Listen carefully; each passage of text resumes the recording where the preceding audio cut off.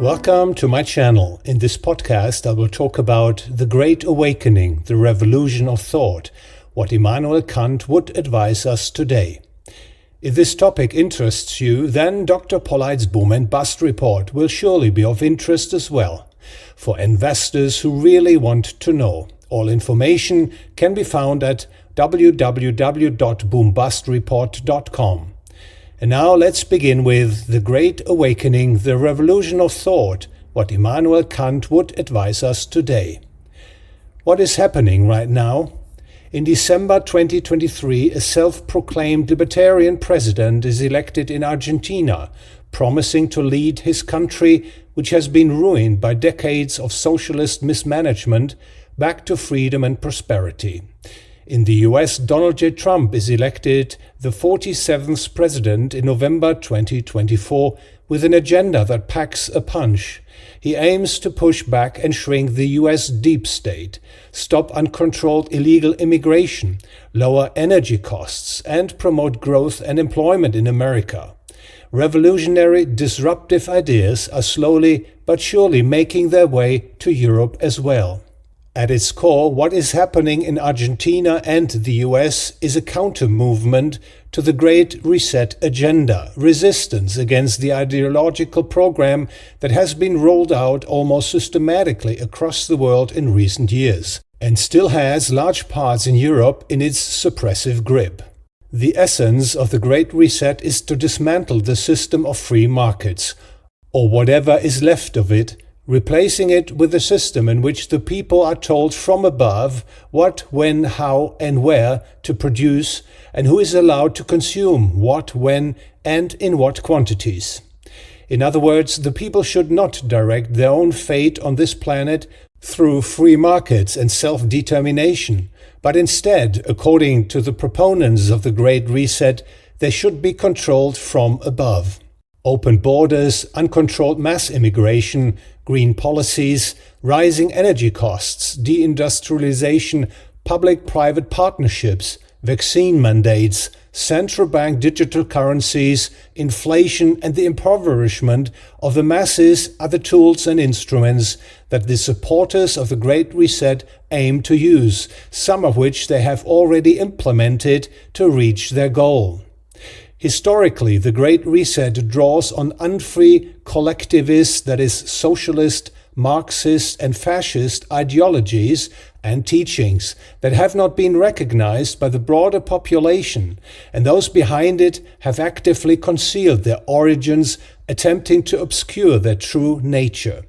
Javier Milei in Argentina and Donald J. Trump in the US can therefore be seen as part of a counter-movement against the ideology of unfreedom.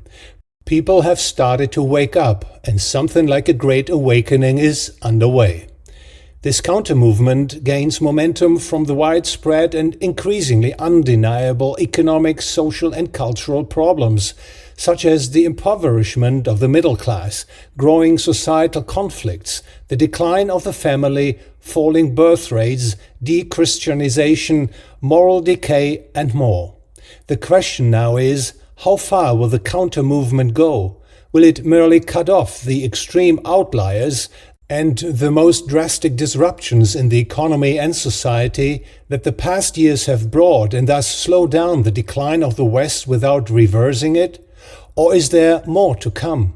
The answer to this question literally depends on the enlightenment of the people. And here we come to the Prussian philosopher from Königsberg, Immanuel Kant.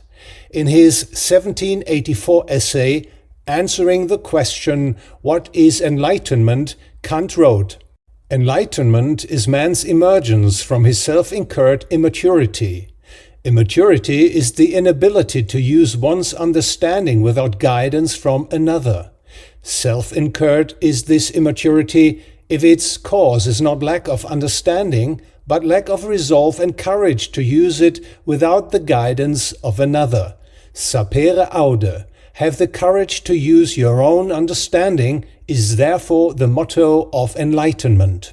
Kant tells us that we achieve enlightenment by overcoming our laziness and cowardice and starting to think for ourselves, not obeying the dictates and judgments of others, not submitting to them, in other words, by freeing ourselves from our guardians. This path leads us to rational autonomy. Autonomy here means that we, you and I, choose the rules and laws by which we act. And rational means that we adopt these self-imposed rules and laws only if we have convincingly justified them. Rational autonomy symbolizes our freedom, and enlightenment is the way to it, to reasonable self-legislation. And that is precisely why those who wish to command and dominate others do not like enlightenment. For them, the exact opposite, anti-enlightenment, is the central means by which to establish and solidify their rule. To put it simply, the rulers tell the ruled that they cannot exist without being ruled, that there must be some who, by taking recourse to coercion and violence, tell others what to do. For example, that the state, as we know it today, must have a monopoly on law and security, that the ruled are better off if they are forced to pay taxes, and so on. However, once enlightenment takes hold, it leads people to realize, initially a few people will understand it, and then more will follow, that the state, as we know it today, is completely incompatible with the idea of enlightenment, of individual freedom, and that those in office have seized powers of the state for their own purposes, not for the common good, but for their own dark schemes. Real change requires more than just a little bit of enlightenment. It requires full enlightenment. For if people are not really enlightened, they might be content with merely voting out the bad government and installing a new one they consider better. Without full enlightenment, they may fail to recognize the true nature of the political establishment and fall for the illusion that the new protagonists presented by the established political parties are not the same as the old ones. However, with the advancement of enlightenment, the overturning of the existing conditions will likely come. But Immanuel Kant already warned of a revolution that is not based on enlightenment.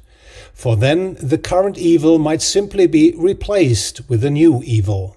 He wrote, "A revolution may perhaps result in a decline of personal despotism and profit-seeking or power-hungry oppression, but it will never bring about a true reform of the way of thinking. Instead, new prejudices, just as the old ones, will serve as guides for the thoughtless masses. But if enlightenment takes full hold and no intellectual insight is shied away from, it will very likely lead to a true transformation, a real revolution of thought that will guide the human mind back to reason, to common sense. And then human thought will inevitably converge on libertarianism. Libertarianism is a program for the creation and preservation of individual freedom in the community. Central to libertarianism is the non-aggression principle. No one may use uninvited aggression or violence against another person or their property.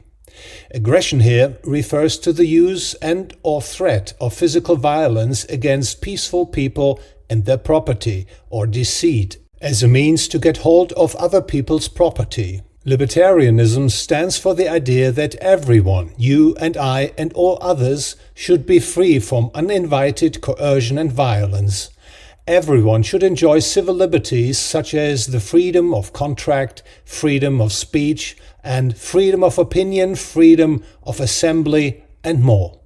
Returning to the current development, it is obvious that the ideas driving Millet and Trump are in direct opposition to the Great Reset agenda and neo-socialism, and early successes are already visible. One can certainly speak of a great awakening when seeing the growing resistance of the populations against the prevailing injustices. How far this awakening will go largely depends on the further progress of people's enlightenment.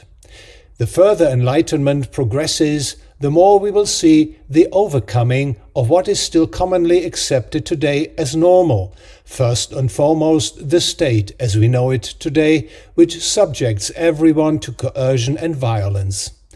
Enlightenment will, when fully thought through, lead to the overcoming of the political age. It will also overcome the state as we know it today. Perhaps through the emigration of talent and capital from the large welfare states, which are already on the brink of default, causing them to declare bankruptcy.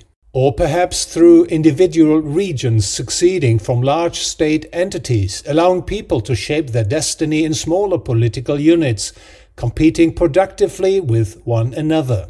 Or through the spread of the concept of private cities, leading to the disintegration of existing state entities. Whether the political age will be overcome and how it might unfold, the current developments have certainly opened up a window of opportunity, and various paths are now available to the people. Anyone who wishes to seize this window of opportunity to free themselves and their fellow citizens from the intellectual prison in which our guardians have locked us and return to freedom has a powerful tool, enlightenment, as Immanuel Kant defined it. Use your own mind and think for yourself. Anyone who wants real change, a true improvement of the situation, must first ensure a minimum level of enlightenment in themselves and their fellow citizens. This is what Immanuel Kant, the philosopher of enlightenment, would likely advise us today, that a true awakening requires full enlightenment, a revolution of thought as a necessary condition.